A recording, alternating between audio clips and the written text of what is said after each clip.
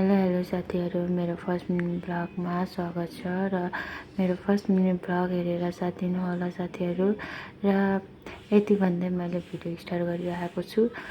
अनि हामी चाहिँ बुढाबुढी मिलेर आज देवघर घुम्न गएका थियौँ र यो जङ्गल भएको चाहिँ हामी यता रामनगरभित्रबाट छिरेको थियौँ र हामी हेर्दै शीतल थियो नि त आज, त्यही भएर हामी बाहिर निस्केका थियौँ। यसरी नै हेर्दै हिँडेका थियौँ।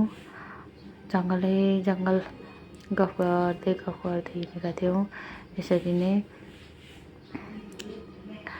अनि त्यसपछि यसरी नै घुमिरहेको थियौँ दिनभरि भन्नाले नि भर्खरै निस्केका थियौँ। अब दिनभरि हिँड्ने र यो चाहिँ देवघाट पारी देखिने हो र उता देवघाटतिर पारी चाहिँ मन्दिर छ। हामी चाहिँ यता पारी है।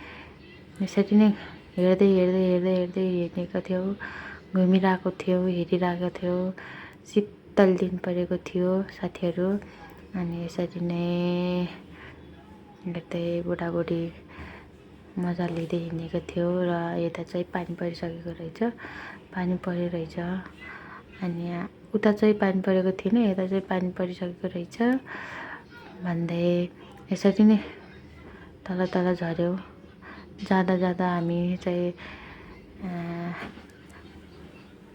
आबाट आमा भन्ने भिडियो बनाएको ठाउँमा हेर्न भनेर यसरी नै हिँडेका थियौँ, खोज्दै हिँडेको थियौँ। र अनि आज चाहिँ मैले कुर्ता सुरुवाल लगाएर हिँडेको, नक्कल पार्दै हिँडेको थिएँ पछाडि बसेर।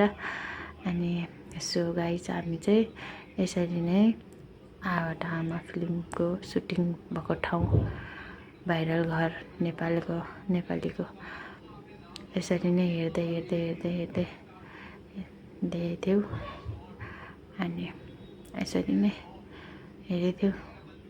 अनि यसरी नै सबै घुमाएर हेऱ्यौँ। एकछिन रिसोर्ट रहेछ नि त, त्यही भएर। अनि यता चाहिँ मेरो बुढा कस्तो रहेछ भनेर हेरेर हाँसेछ। अनि म चाहिँ नक्कल पार्दै यस्तो भइरहेको छु भन्ने छु गाइस। By by.